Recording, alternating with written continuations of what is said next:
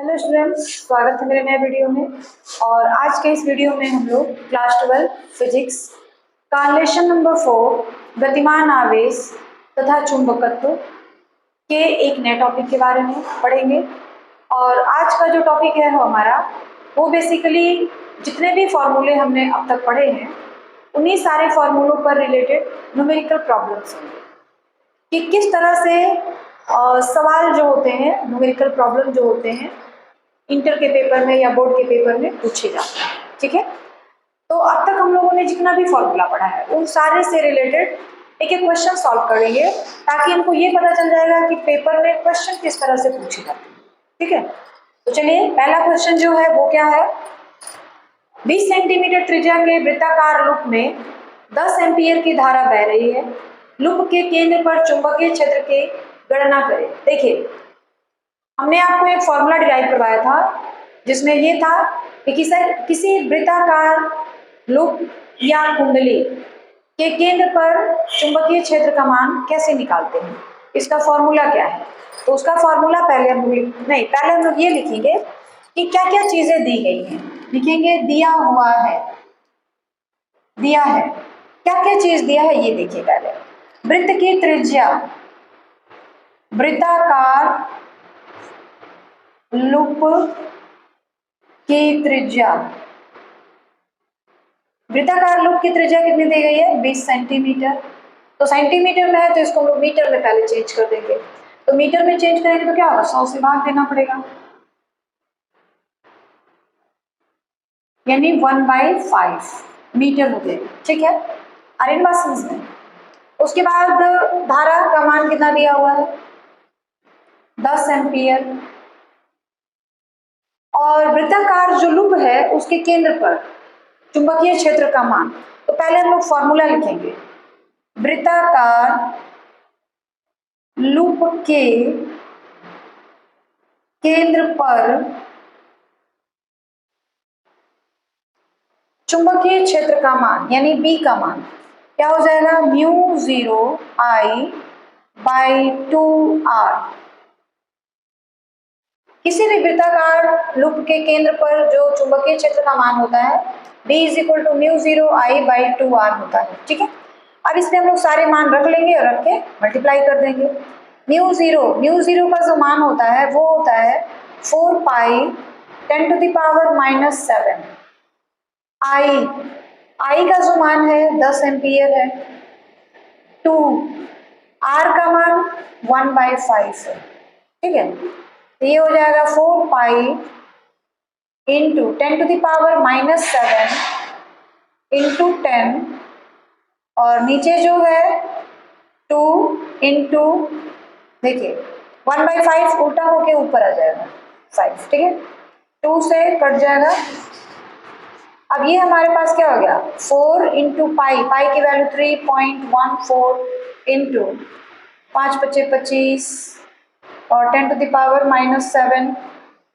ठीक है ना, 25 और 4 को गुणा करेंगे तो 100। 3.14/100, पॉइंट हट गया, 100 किया हमने तो, और ये हो गया 10⁻⁻7। 100 और 100 कैंसिल हो गया, क्या बचा हमारे पास 314 × 10⁻⁻7। ठीक है, हमने आपको ये बताया था कि जब भी कोई इस तरह का आंसर लाएगा उसको मानक रूप में लिखिएगा। मानक रूप का मतलब होता है कि एक अंक के बाद आपको दशमलव लगा देना है। तो एक अंक के बाद दशमलव लगाना है, यानी यहाँ 100 से गुणा करेंगे, 100 से भाग देंगे, तो 100 से भाग देंगे तो 100 से गुणा भी करेंगे। ठीक है, अब इसको यदि हम 100 से भाग दे दें तो क्या होगा 3.14 × 10⁻⁻5 है और 2 10⁻⁻7 है और यहाँ 2 10⁻⁻7 × 10⁻100 के 2 हो जाएगा। तो ये हो गया 3.14 10⁻⁻5 टेस्ला। क्या हो जाएगा टेस्ला। तो वृत्ताकार जो कुंडली है, जो लूप है, उसके केंद्र पर चुंबकीय क्षेत्र का मान क्या हो जाएगा 3.14 10⁻⁻5 टेस्ला। आगे बात समझ में कि इस तरह के क्वेश्चंस रहेंगे तो आप किस तरह से उसको हल करेंगे। और पेपर में इस तरह के सवाल जो होते हैं वो काफी ज्यादा पूछे जाते हैं। इसलिए इस तरह के सवाल का करना काफ़ी ज़रूरी है आपके लिए। एक दो सवाल आप और लगा लीजिए बुक से, अपनी खोज के, आप जो भी बुक यूज़ करते हैं उससे आप इस तरह के जरूर सवाल दिए गए होंगे, एक दो सवाल और लगा लीजिएगा तो आपको प्रैक्टिस हो जाएगा। ठीक है, जितना ज़्यादा प्रैक्टिस करेंगे बेटा उतना आपको हैबिट बनता जाएगा और क्वेश्चंस होगा आसानी से लगने लगेंगे, फॉर्मूला खुद ब खुद याद हो जाएंगे। कभी कभी ऐसा क्या होता है कि बच्चे ये जानते हैं कि ये फॉर्मूला तो हमको आता है, ये सवाल हम कर लेंगे, लेकिन प्रैक्टिस नहीं रहता है तो क्वेश्चन जब आधा सॉल्व कर लेते हैं तो बीच में भूल जाते हैं। तो इससे छुटकारा पाने के लिए ये जरूरी है कि आप प्रैक्टिस करिए, मोर एंड मोर प्रैक्टिस। ठीक है, अब क्वेश्चन नंबर 2 क्या है, 500 फेरो तथा 5.0 सेंटीमीटर त्रिज्या के वृत्ताकार लूप में 5 एम्पियर की धारा बह रही है। लूप के केंद्र से गुजरने वाले अक्ष से 4 सेंटीमीटर की दूरी पर स्थित बिंदु पर चुंबकीय क्षेत्र की तीव्रता की गणना करें। ठीक है, अभी इसके पहले जो हमने सवाल किया उसमें जो वृत्ताकार लूप था इस तरह से, उसके केंद्र पर ही चुंबकीय क्षेत्र का मान आपको निकालना था। ठीक है, लेकिन यहाँ क्या है, लूप के केंद्र से गुजरने वाली अक्ष से 4 सेंटीमीटर की दूरी पर, यानी ये केंद्र है, इसके अक्ष से गुजरने वाली जो लाइन है उस पर 4 सेंटीमीटर की दूरी पर, मान लीजिए यहाँ पे आ रहा है तो यहाँ पर बिंदु P रखेंगे, यहाँ पर चुंबकीय क्षेत्र का मान क्या होगा ये आपको निकालना है। ठीक है, आप याद करिए हमने इस तरह का एक डेरिवेशन किया था और यहाँ पे हमने दो इस तरह से ट्रायंगल बनाए हुए थे। तो इस बिंदु P पर आपको चुंबकीय क्षेत्र की तीव्रता का मान निकालना है और इसके पहले वाले सवाल में केंद्र पर ही निकालना था और यहाँ पर है कि केंद्र से 4 सेंटीमीटर की दूरी पर आपको चुंबकीय क्षेत्र का मान निकालना है। तो उसके लिए जो फॉर्मूला होता है वो क्या है कि B इज इक्वल टू क्या हो जाएगा, म्यू 0, और देखिए फेरो की संख्या n है तो म्यू 0 NIR स्क्वायर बाई होता है 2R square plus x square का होल पावर 3/2 ये होता है। ठीक है, अब होल पावर 3/2 है तो इस फॉर्मूले पे आप सारे मान को रख लीजिए और आंसर आपका आ जाएगा। तो क्या करेंगे देखिए, पहले लिखेंगे दिया हुआ है, दिया है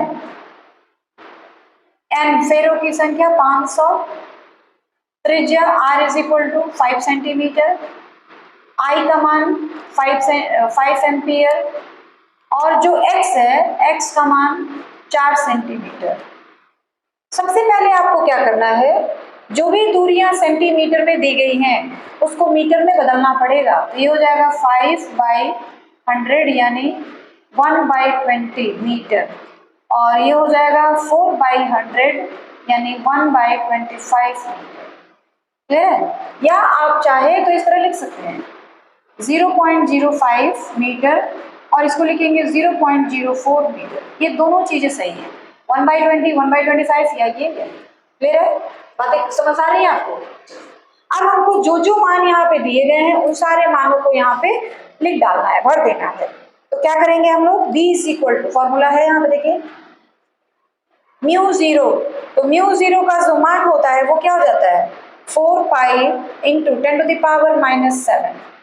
ठीक है, n का मतलब हो गया फेरो की संख्या 500, I का मतलब हो गया 5 एम्पियर, R का मतलब हो गया, आप चाहे तो 0.5 रख लीजिए, चाहे आप रख सकते हैं 1/20 R की जगह पे रख सकते हैं। तो R का मान कितना है हमारे पास, या आप चाहे तो इस तरह भी रख सकते हैं इसको, तो एक चीज और 5/100 का मतलब हो गया 5 इंटू 10⁻⁻2, ये भी लिख सकते हैं, और 4/100 का मतलब हो गया 4 इंटू 10⁻⁻2 मीटर। ठीक है, अब ये सारे मान हमको रखने हैं तो ये कितना हो जाएगा, I का मान 5.0 या केवल 5 भी रख सकते हो, 5.0 रख लिया हमने। ठीक है, इंटू R का मान केवल 5 रखते हैं। r का मान 5 इंटू 10⁻⁻2 का स्क्वायर, और नीचे क्या हो जाएगा 2, r की वैल्यू है 5 इंटू 10⁻⁻2 का होल स्क्वायर प्लस x का मतलब है कितना x 4 इंटू 10⁻⁻2 का होल स्क्वायर और पूरे टोटल का पावर 3/2। ये लाइन समझ आई है आपको? चलिए आगे बढ़ते हैं। देखिए 4 पाई इंटू 10⁻⁻7 5 इंटू 5 2500, और इसको जब हम लोग मल्टीप्लाई करेंगे तो ये हो जाएगा 5 का स्क्वायर 25 और 10⁻⁻2 तो हो जाएगा -4। ठीक है, इसके बाद नीचे जो होगा वो क्या हो जाएगा देख लीजिए 2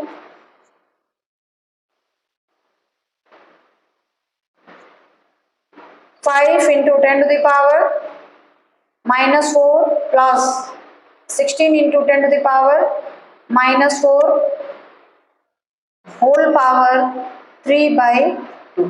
क्लियर है? अब ये क्या हो जाएगा 10 के पावर -4 जो होगा हम लोग कॉमन ले लेंगे, तो ये हो गया 4 पाई, ऊपर थोड़ा सा देख लीजिए 10⁻⁻7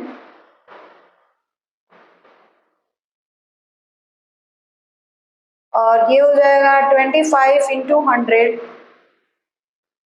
यानी 2 इंटू 25 10⁻⁻4। देखिए -4 और 2 कितना हो जाएगा -2, ये खत्म हो जाएगा, दोनों पावर को हमने जोड़ दिया है, -2 हो गया, उसके बाद -7 और यहाँ का जो बचा हुआ है 10⁻⁻2 तो हो जाएगा -9, और नीचे क्या बचेगा 2 10 के पावर -4 हम कॉमन ले लेंगे, हमारे पास क्या बचा 5 प्लस स्क्वायर था ना, तो यहाँ 25 हो जाएगा, 25 प्लस 16 होल पावर 3/2, ये कितना हो गया 41। ये हो जाएगा 4 पाई इंटू 625 25 इंटू कर देंगे 625 10⁻⁻9 बाई, ये -9 है, क्या हो जाएगा इधर 25 एंड 16 41, 2 इंटू 10 के पावर -4 इंटू इन दोनों को हम जोड़ देंगे 41, ठीक है, का पावर 3/2, यहाँ से पूरे के पावर में रहेगा ये, यहाँ पे 10 का भी जो -4 है ना उसमें भी पावर रहेगा 3/2। अब क्या किया जाएगा वो थोड़ा सा देख लेते हैं। तो ये हो गया, इसको अगर हम मल्टीप्लाई कर दें तो कितना हो जाएगा 4 इंटू 3.14 इंटू 625 10⁻⁻9 है, तो रहने दीजिए इसको। नीचे क्या बचा हमारे पास थोड़ा सा वो देख लीजिए,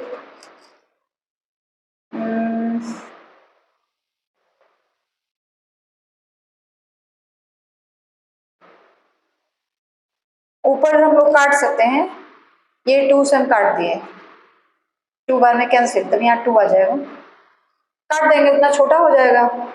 अब नीचे क्या बचा हुआ है देख लीजिए थोड़ा सा, 10 के पावर -4 इंटू 41 इंटू 10 के पावर -4 होल पावर 3/2। अब हम लोग क्या करेंगे, इसको हल करेंगे, तो हल कैसे करेंगे देखिए, 2 से इसको इंटू कर दीजिए तो कितना आ जाएगा 6.28 इंटू 625 इंटू 10⁻⁻9, ठीक है, और ये नीचे क्या हो जाएगा वो थोड़ा सा देख लीजिए, 41 का पावर 3/2 इंटू 10⁻⁻4 का पावर 3/2, ठीक है। तो क्या हो जाएगा 6.28 इंटू 625 10⁻⁻19 इसको आप लिख सकते हैं √41 इंटू 41, दोनों का पावर फिर ऐड करेंगे तो 3/2 आ जाएगा, क्योंकि √41 का मतलब है 41 का पावर 1/2, तो 41 का पावर 1/2 और +1 यानी 3/2 हो जाएगा, तो फिर से वही आ जा रहा है।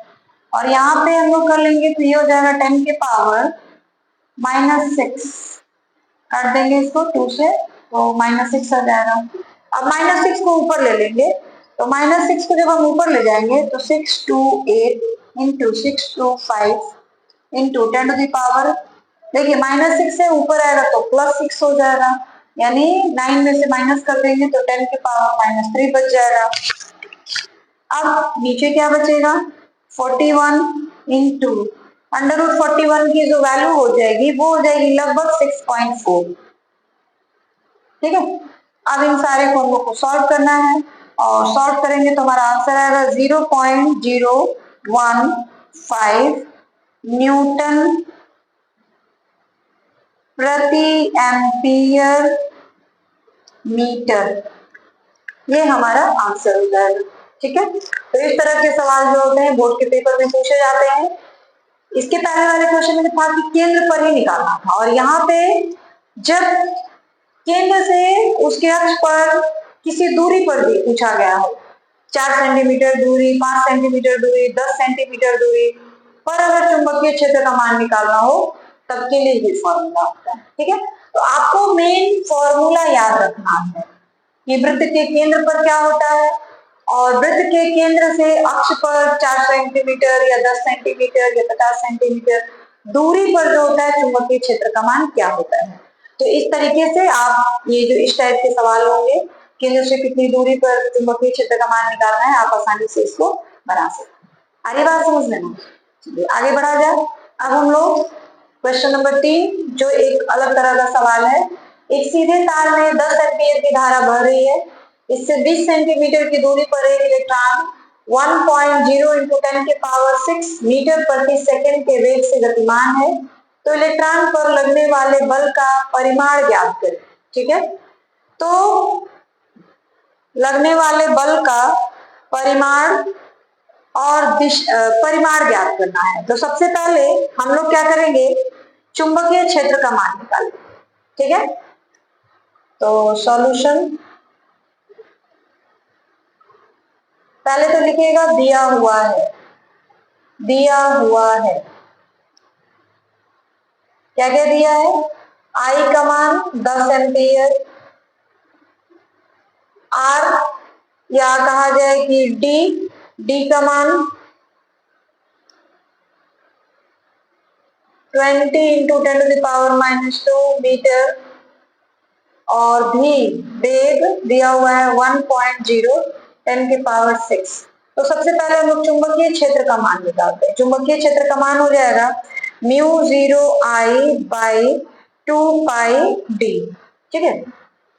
μ0 की वैल्यू 4π10⁻⁻7 और I का मान 10 एम्पियर, नीचे 2π और डी का मान 20 इंटू 10⁻⁻2, 2 पाई कैंसिल, 2 से ये 2 कैंसिल, 10 से ये कैंसिल, उसके बाद इस 2 से ये भी 2 कैंसिल, बचा क्या हमारे पास 1 इंटू 10⁻⁻7 और नीचे बचा हुआ 10⁻⁻2, ऊपर ले जाइए तो 1 इंटू 10⁻⁻5 टेस्ला, ठीक है। इतना बचा हुआ है, मतलब 1 इंटू 10⁻⁻5 टेस्ला चुंबकीय क्षेत्र का मान हो गया। अब इलेक्ट्रॉन पर लगने वाले बल का मान, इलेक्ट्रॉन पर लगने वाले बल का मान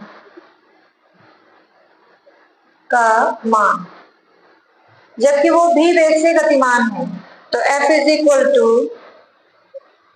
ई भी बी, ठीक है। अब क्या हो जाएगा ई का मान है 1.6 इंटू 10⁻⁻19। B speed 1 into 10⁻6। उसके बाद बी का मान 1 इंटू 10⁻⁻5। अगर इसका पॉइंट हम हटा दें तो 10 हो जाएगा और फिर ये हो जाएगा 16। कुछ है ही नहीं, रहने दीजिए। इसका हो जाएगा 1.6, पॉइंट रहने दीजिए, हटाने की जरूरत नहीं है। 10 के पावर 6 और -5 1 हो जाएगा। 10 के पावर 1 ये हो जाएगा 10 के पावर -19 इंटू 10 के पावर 1, तो आ जाएगा 1.6 इंटू 10 के पावर -18 न्यूटन। यानी जो इलेक्ट्रॉन घूम रहा है इस वेग से, उस पर कितना बल लगेगा? 1.6 इंटू 10 के पावर -18 न्यूटन का बल लगेगा। तो पेपर में इस तरह के भी क्वेश्चन पूछे जाते हैं। मैं ये नहीं कह रही हूँ कि यही सवाल आएगा, लेकिन इस तरह के सवाल पूछे जाते हैं।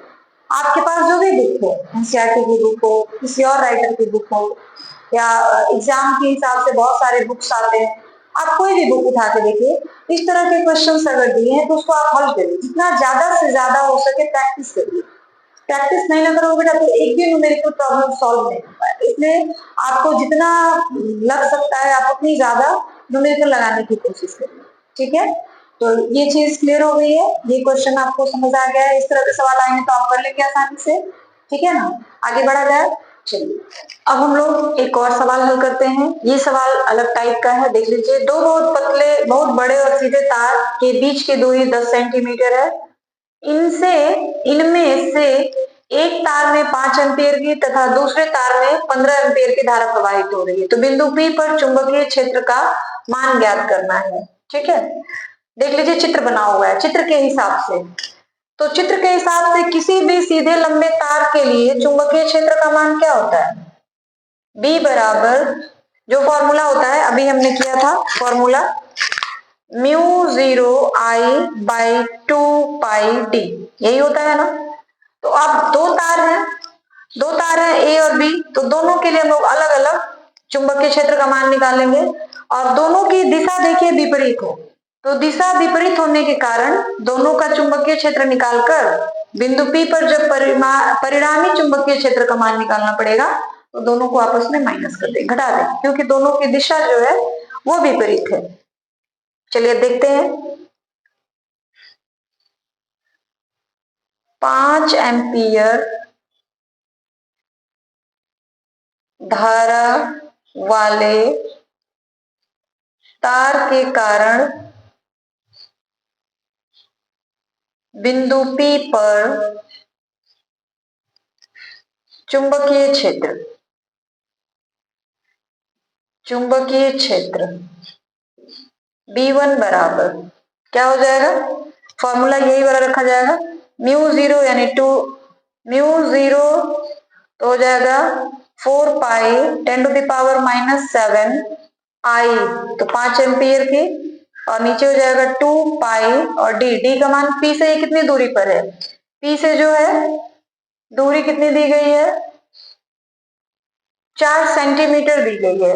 तो 4 सेंटीमीटर को हम लोग पहले मीटर में करेंगे तो 4 इंटू 10⁻⁻2 हो जाएगा। तो B1 का मान कितना आ गया देख लीजिए, 2 बार में कट गया और इस 2 से ये भी 2 कट गया, 5/2 10⁻⁻7 और ये भी ऊपर चला जाएगा तो 10⁻+2 यानी 5/2 का मतलब हो गया 2.5 10⁻5 टेस्ला। पहले तार के कारण चुंबकीय क्षेत्र का मान इतना आ गया, 2.5 इंटू 10⁻5 टेस्ला। अब हम लोग निकालेंगे दूसरे तार में। 15 एम्पियर धारा वाले तार के कारण बिंदु P पर चुंबकीय क्षेत्र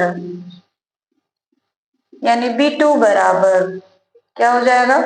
फिर यही फॉर्मूला यूज करेंगे, तो 4 इंटू 10⁻⁻7 I का मान हम लोग कितना रख लेंगे? 15, 2 पाई 4 पाई जाएगा यहाँ पे। और डी का मान कितना हो जाएगा 6 इंटू 10⁻⁻²। 2 बार में ये कैंसिल, फिर 2 से ये 3 बार में, 3 से ये 5 बार में, तो ये हो जाएगा 5 इंटू 10⁻⁻7 और 2 नीचे से जाएगा तो 10⁻+2। 5 इंटू 10⁻⁻5 हो जाएगा। अब B1 और B2 भी परस्पर विपरीत दिशा में हैं। B1 तथा B2 विपरीत दिशा में है, विपरीत दिशा में है। अतः बिंदु P पर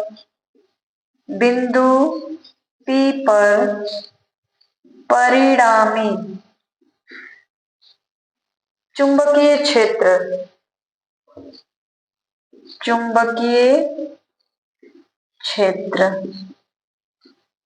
क्या हो जाएगा? B बराबर B2 माइनस B1, यानी B2 का मान है 5 इंटू 10⁻⁻5 माइनस 2.5 इंटू 10⁻⁻5। माइनस करेंगे तो क्या हो जाएगा? 10⁻⁻5 कॉमन ले लीजिए, बचेगा 5 माइनस 2.5 यानी 2.5 इंटू 10⁻⁻5 टेस्ला। तो ये बिंदु P पर जो चुंबकीय क्षेत्र का मान होगा वो हो जाएगा। और इस तरह से ये सवाल खत्म हो गया। इस तरह के भी सवाल पेपर में पूछे जाते हैं, इसलिए इस तरह के भी सवालों को आप प्रैक्टिस करके जाइएगा, ठीक है। और आज के वीडियो में बस इतना ही, बाकी हम लोग कल के वीडियो में जानेंगे। और लास्ट में मैं यही कहना चाहूंगी कि अगर आपको हमारे वीडियोज अच्छे लगते हैं तो प्लीज हमारे वीडियो को ज्यादा से ज्यादा लाइक, सब्सक्राइब और शेयर करें।